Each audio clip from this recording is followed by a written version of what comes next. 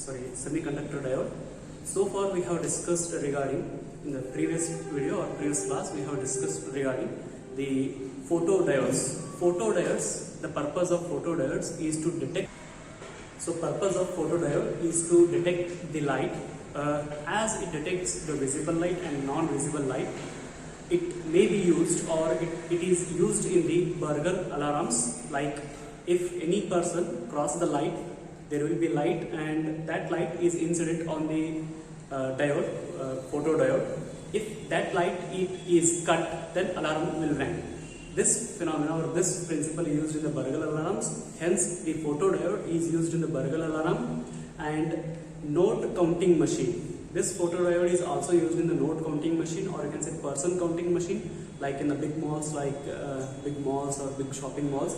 There one arc will be there. If you pass through that arc, then beep will be rang. Like that beep is indicating a person count. If two person crosses, two beep will rang. Like this, beep indicates the number of persons. That beep is only with the help of the photodiode. Then it is also used in the photo communication, or you can say light communication, and it is also used in the detecting of visible and non-visible lights. So these are some applications of photodiode. So photodiode applications are: first one, it is used in the burglar alarm to ring the bell or ring the alarm when any person cross the door or something. And also the note counting machine, counting machines, simply you can say counting machines. Then it is also used in the photo communications, light communications. Then it is also used in the detecting visible or the non-visible light. So these are some applications of photodiode, and today we will be discussing regarding the light emitting diode. Name itself is indicating that it emits the light. Light emitting diode. This is the diode which emits the light. So how it works and all we will see. And here the basic principle is that we are converting electric current into the light energy, or you can say photon energy. Now all the usual bulbs in your homes, those bulbs are there. Those are also converting light energy into light energy. But what makes the difference here, light emitting diode and those bulbs? What is the main difference between them? We shall see in this today's class. So light emitting diode, its basic principle is it converts electric energy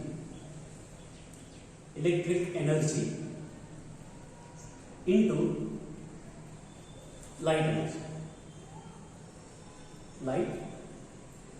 energy. So it is a basic kind of diode. It is a basic kind of diode which has P section as well as N section, and this diode is connected in a forward bias condition. Forward bias condition means P is connected to positive terminal of the battery and N is connected to negative terminal of the battery. That is, it is a simple diode. That is, it has P section as well as N section. I am showing here. This is P section and this is N section, and it is under the forward bias condition. So forward bias condition means here P is connected to positive terminal of the battery and N is connected to negative terminal of the battery. Now, see, in the previous first video, in the first class of this chapter, we have studied regarding the energy bands like conduction band and valence band. To jump the electron from valence band to conduction band, energy must be supplied. It needs some energy to jump from valence band to conduction band. So remember this concept, because that concept will be helpful here. So here what actually we are doing is we are converting the current or electric energy into the light. So if P is connected to positive terminal of the battery, means here majority charge carriers are the holes.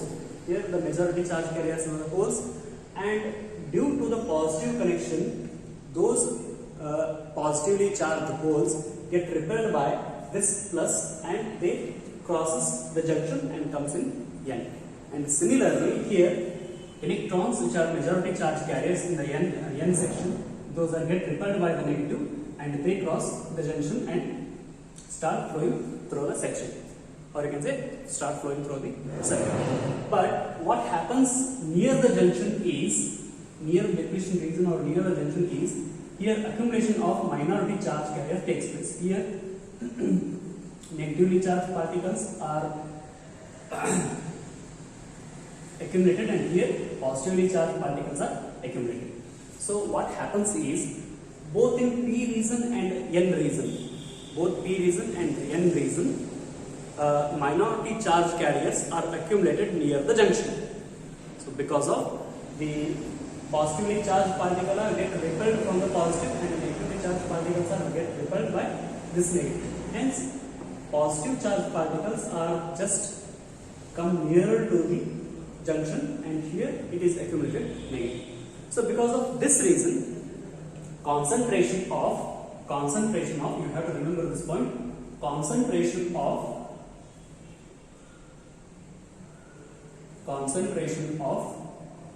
minority charge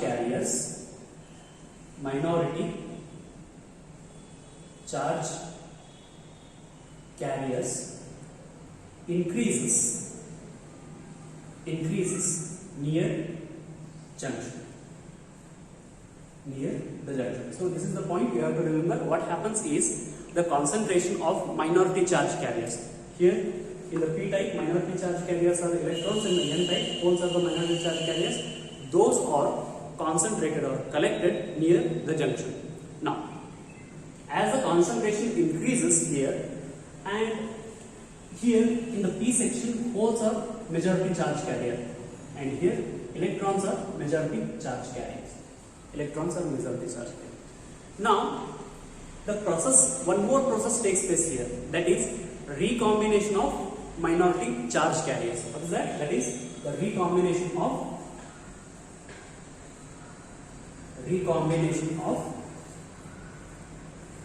minority charge carriers.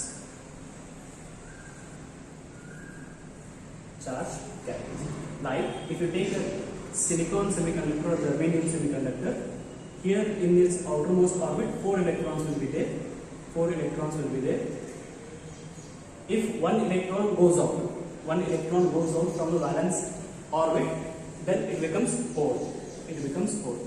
Now, near the junction, many electrons are there. So many electrons are there.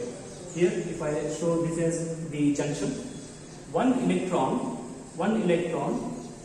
get attracted to hole and settled here. So try to concentrate. Here number of electrons is more. It is what the junction is. Here so many electrons will be there. Concentration is more.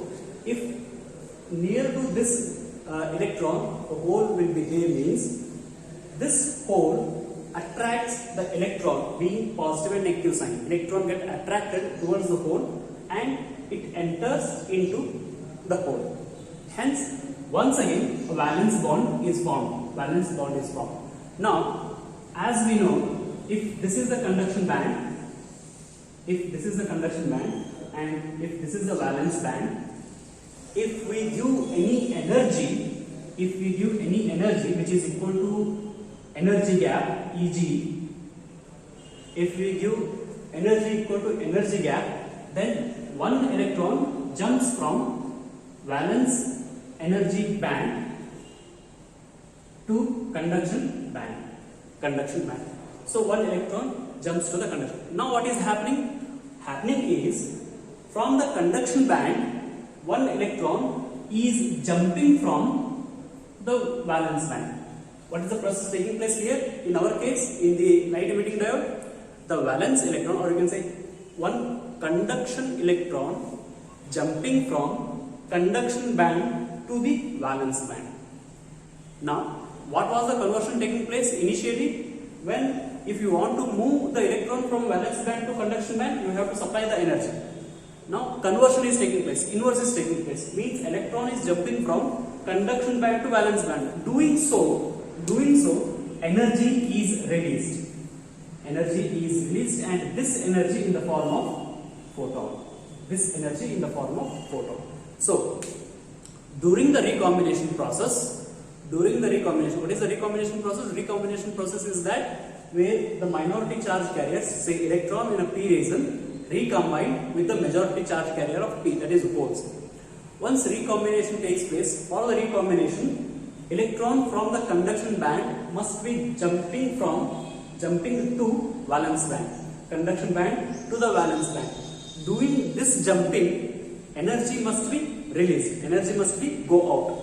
So this energy which goes out, it is in the form of photon, means light energy is emitted by this junction. So recombination of minority charge carrier takes place. During this recombination,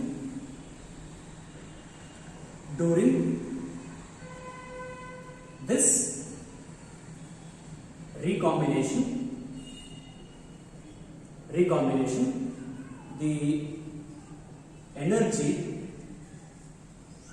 is released in the form of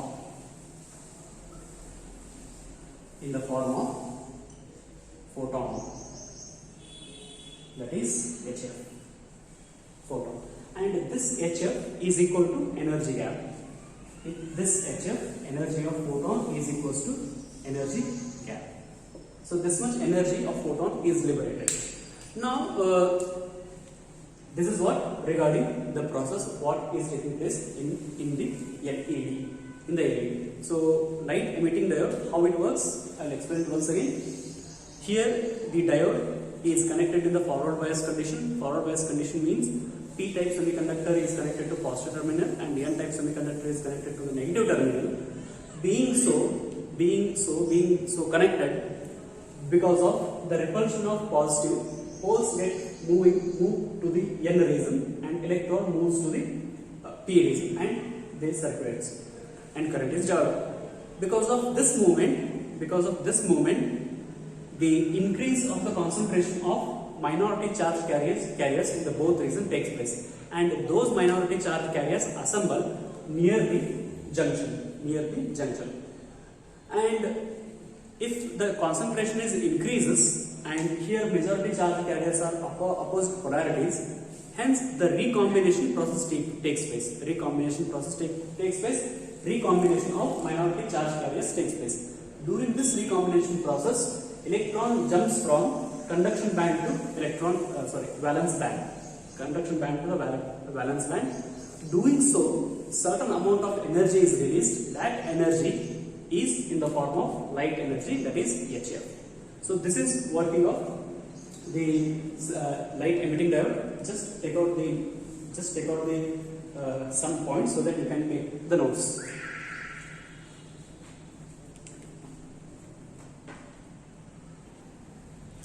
So let's begin. We came to know that how the light is emitted from this diode. See, it is a common diode. It is a nothing but PN junction diode. If we use silicon or germanium diode, normal diodes you can say, why they are not emitting any light?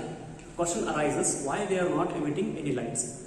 As this is a normal diode, normal P-type and N-type semiconductors, all the P-type and N-type semiconductors, can they emit the light? These are the questions you may hit. See, whatever the material you take, you may take the germanium or you may take the silicon, whatever the semiconductor you take, they will emit the light. Whenever they are in forward bias condition, because of this phenomena, they will emit the light. But the light emitted is in invisible region. It is in invisible region. So for the photodiode, or you can say light emitting diode, for a light emitting diode, we cannot use the materials such like silicon and germanium. For the light emitting diode, we have to use the material named gallium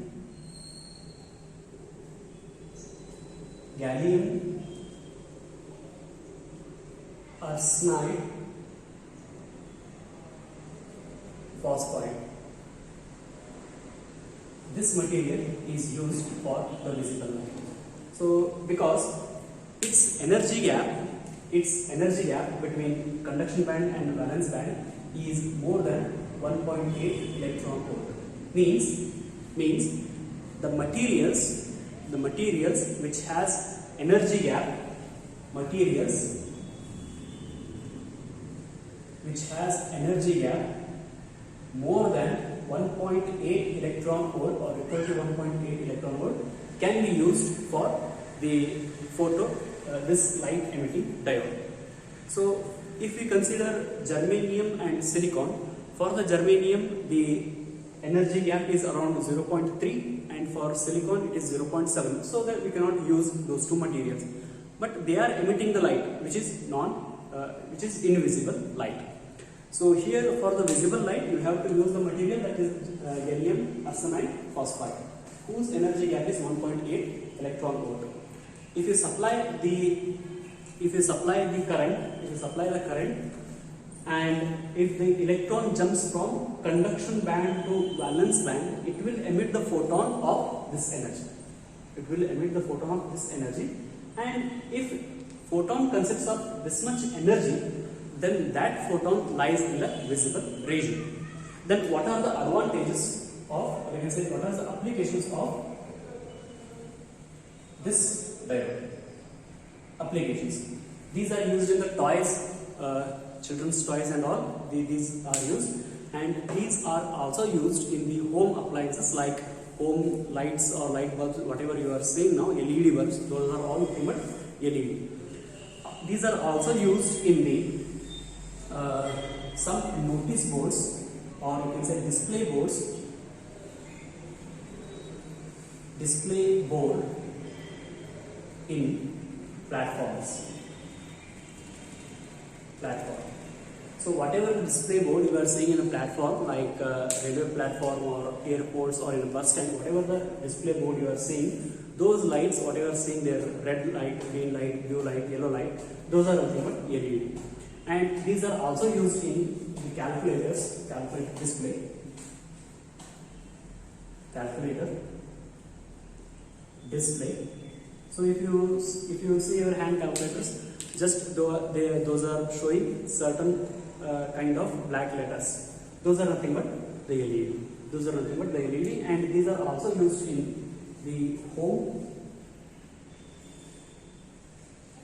appliances. And these are also used in remote controls. If you see a remote control, there will be one light will be there, and that light is nothing but LED.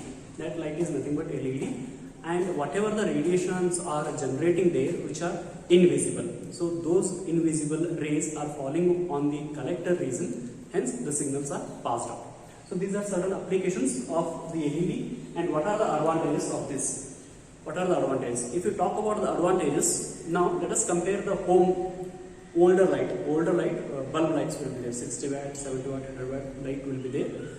If after glowing for certain period, say 5 minutes or 10 minutes, they get heat. If you consider, if you glow the LED bulb for the same time, the heat generation is lesser.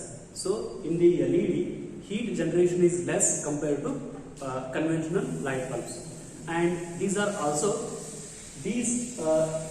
life is more compared to other light bulbs, and these are bit longer lives and more economical. They consume less energy as well as less voltage and less current. So these are some advantages of light emitting diodes.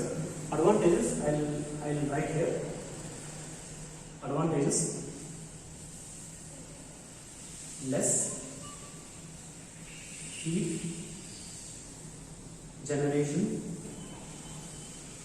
consumes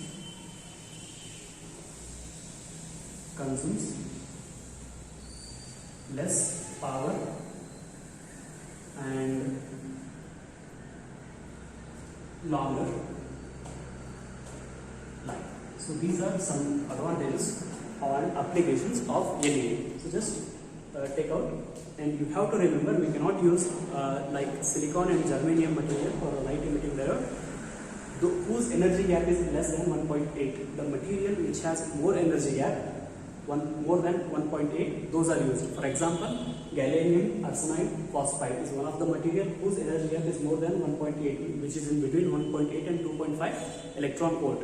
So, and this is, you have to remember, and these are some application and these are some others. Just note it down so that it will be helpful.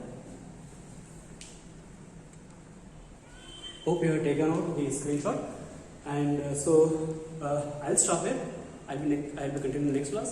Hopefully in the next class we will study about the solar cells, or you can say photovoltaic cells, how those are, what is the principle and all. We will study in the next class. And I'll stop here. Thank you.